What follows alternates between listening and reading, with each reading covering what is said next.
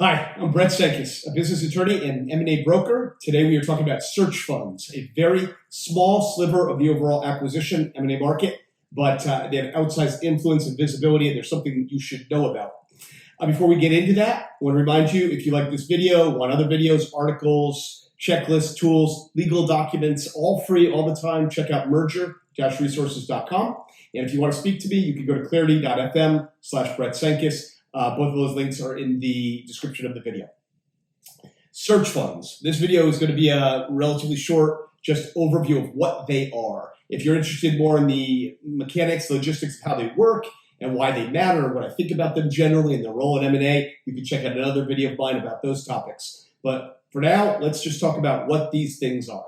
So a search fund is a particular type of acquisition vehicle. It's a fancy way of saying a company, an entity that a searcher, usually an individual, and we'll describe, explain a few more things about who does these in a minute, but forms a company and raises money to buy a company. So you think about it like the typical path of entrepreneurship is to start a business. Think about this as entrepreneurship by acquisition.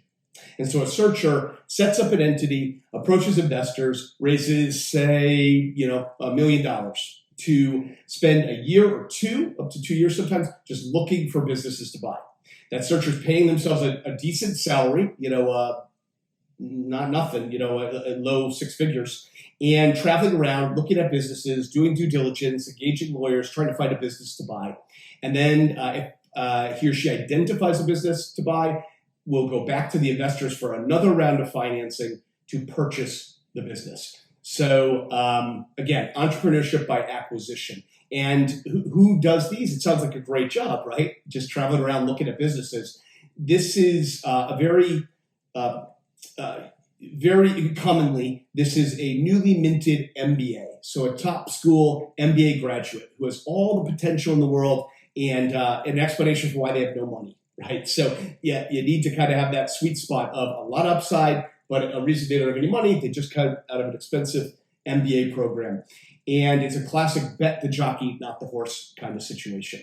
So they'll look at a lot of different businesses, service businesses, tech. They're really, as long as it could be something that could be high growth under new management, decent margins, things like that. And generally, they're looking for businesses in the call it $5 to $10 million range, something like that. And at any given point in time, there might be 500-600 of these in the United States. So not a huge number, but they have a lot of visibility because they touch a lot of different, they look at a lot of businesses and have a lot of influence and reach. So as I said, there's another video about how they work and what I think about them. And if you're a seller of a business, why you might want to or not want to deal with search funds, check that out. Thanks for stopping by today.